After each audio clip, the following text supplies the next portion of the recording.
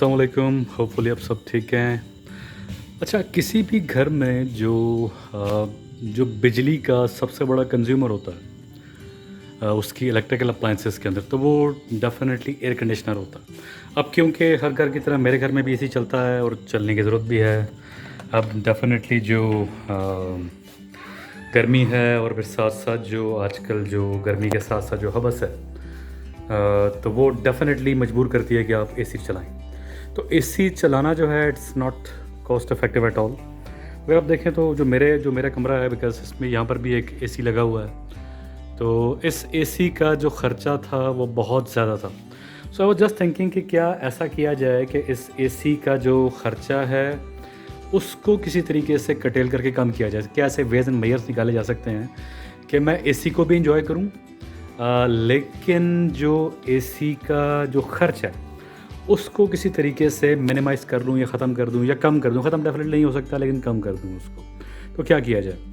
तो मैं काफ़ी चीज़ें सर्च करता रहा, काफ़ी चीज़ें ढूँढता रहा। So I came up with a very good device जो रिसेंटली मुझे मिली और मैंने सोचा कि आपसे शेयर करूँ, क्योंकि मैं तो उसका बेनिफिट ले रहा हूँ और तो आप भी इसका बेनिफिट लें। हाउ इट वर्क्स, कैसे ये काम करती है, किन एयर कंडीशनर्स पे काम करती है, मैं थोड़ा-सा आपको इस पर जो है आज ब्रीफ़ करूँगा। अच्छा, आप अगर आप सामने देखें तो ये this is Haier and air conditioner 18,000 BTUs। और अगर आप देखें इसको गौर से तो ये अभी 16 डिग्री पर इसको फिक्स किया गया है, चल रहा है इस टाइम पर। और 16 डिग्री के ऊपर मैंने आपकी थोड़ी सी नॉलेज के लिए, आपको थोड़ा समझाने के लिए, मैंने इसका स्विच का कवर रिमूव किया है और इसके ऊपर एम्पेयर मीटर को जो है लगाया है, ताकि आपको मैं दिखा सकूं कि एग्जैक्टली ये कितने एम्पेयर ले रहा है। अगर आप गौर से देखें इसको तो it is taking some 6.23 amperes. अगर आपको मैं दिखा पाऊँ 6.232421 ये एम्पेयर ले रहा है इस टाइम के ऊपर, जब मैंने इसको रेगुलर चलाया हुआ है। यानी कि ये इस टाइम पर जो बिजली खा रहा है, तो अगर आप 6.2 6.3 को मल्टीप्लाई करें 2324 को 220 से, तो तकरीबन ये 1300-1400 वाट बिजली इस टाइम जो है ये खा रहा है।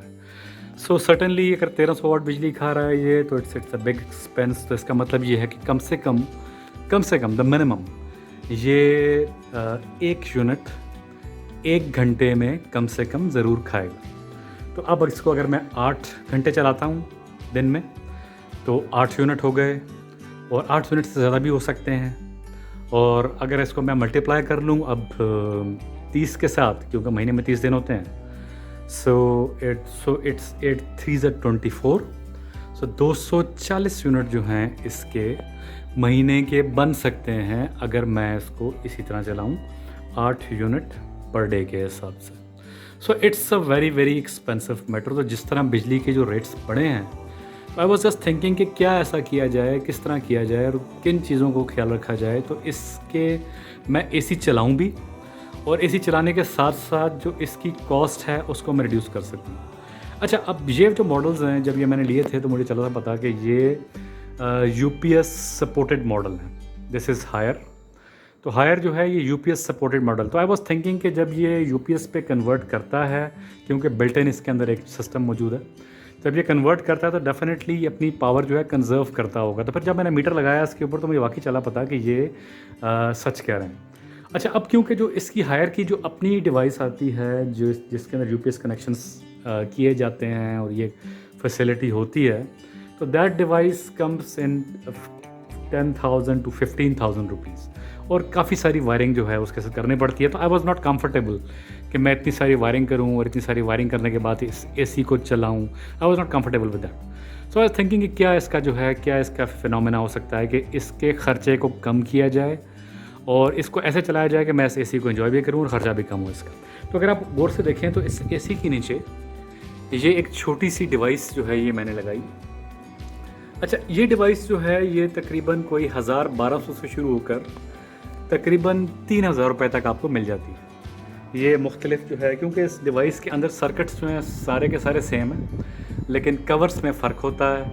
तो कवर्स में फ़र्क होने के साथ जो है इसकी प्राइस थोड़ी सी डिफरेंट, किसी में कुछ मीटर्स लगे होते हैं, किसी में बटन कुछ ज़्यादा फैंसी लगे होते हैं, किसी में बल्ब जो लगे हैं वो फैंसी लगे होते हैं, खूबसूरत लगे होते हैं, तो प्राइस फ्लक्चुएट करती है। लेकिन अगर आप 1000 रुपये वाली डिवाइस भी ले लें और शायद सस्ती भी मिल जाए आपको, तो वो डिवाइस भी वही काम करेगी जो 3000 रुपये करती है, 4000 वाली करती है, तो डिवाइस में कोई फ़र्क नहीं है। अच्छा, अब आपको मैंने दिखाया कि जो ऑलरेडी जो अभी जो 16 डिग्री पे चल रहा है ये, और ये रेगुलर चल रहा है, तो इसने कोई 6 एम्पेयर प्लस जो है ये कंज्यूम कर रहा था। अब अगर मैं इस डिवाइस को ऑन करूं, अगर आप नोट करें तो इसके पास ये एक लाल रंग का बटन जो है ये दिया हुआ है, और जब मैं इस बटन को ऑन करता हूं तो साथ इसके ये ग्रीन डिवाइस जो है ऑन हो जाती है।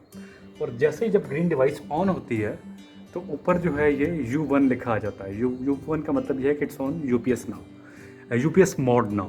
तो अगर आप देखें गौर से तो अब जो है ये जो एम्पेयर्स हैं वो गिरना शुरू हो गए हैं। पहले जो 6 एम्पेयर ले रहा था ये, अब इसको ऑन करने के बाद ये इसके एम्पेयर जो हैं गिरते जा रहे हैं, सो इट्स गोइंग डाउन।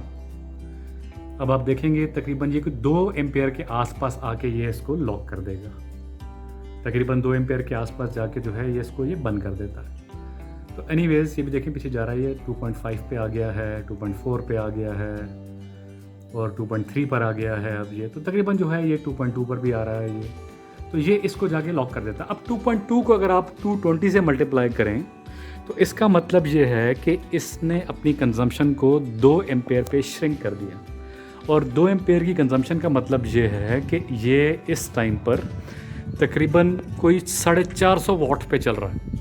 अब मैं आपको बताता चलूँ कि अगर आपके पास एक बड़ा एयर कूलर है जिसमें 2 मोटर्स लगी हुई हैं, जिसमें एक पंखा होता है और एक पानी की मोटर होती है, तो तकरीबन 2+ एम्पेयर यानी इतना ही खर्चा आपका रूम कूलर भी करता है अगर आप इस मौसम में लगाएं। So it is very very cost effective. मैं रेकमेंड करूँगा कि अगर आप लॉन्ग आवर्स के लिए एसी चलाना चाहते हैं, डेफिनेटली देखें ये डिवाइस जो है इट्स वेरी गुड। अगर आप इसको लगातार चलाना चाह रहे हैं, एसी को लंबे यूज़ के लिए चलाना चाहते हैं, एसी को रात के लिए चलाना चाहते हैं एसी को, तो it's very very effective, it's very very good. हाँ, डेफिनेटली इसमें एसी की स्पीड थोड़ी कम होती है, लेकिन आप बिलीव करें कि मुझे कूलिंग में कोई फ़र्क जो है हमें महसूस नहीं होता। इस कमरे के अंदर इट्स अ बिग रूम, और इस कमरे के अंदर जो है इस कूलिंग को अगर मैं इस कमरे की जो है कूलिंग जो है अगर मैं इसको देखूं तो अब बिलीव करें कि मुझे इसमें कोई फ़र्क नज़र नहीं आता, और मैं बहुत कम ख़र्चे के ऊपर जो है इसको चलाता हूं और यूटिलाइज़ करता हूं। तो आप इस डिवाइस को ट्राई करें। ये डिवाइस जो है ये हर जगह मिल जाती है। अगर आप इसको नेट पे सर्च करेंगे तो आप सिर्फ लिखिए कि UPS डिवाइस फॉर हायर। अच्छा, मैं बता चलूँ कि ये हर एसी पे काम नहीं करेगी।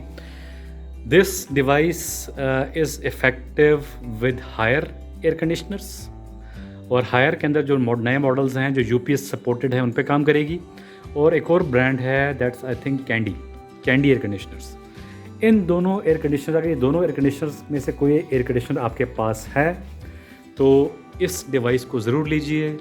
ये इन्वर्टर एसी के लिए ज़बरदस्त है, और इसका ख़र्चा इतना कम हो जाता है कि जैसे आप घर में एक कूलर चला रहे हैं। So take care of yourself, have a nice day. Next time दोबारा मिलते हैं किसी और इन्फॉर्मेटिव वीडियो के साथ। Take care, bye bye.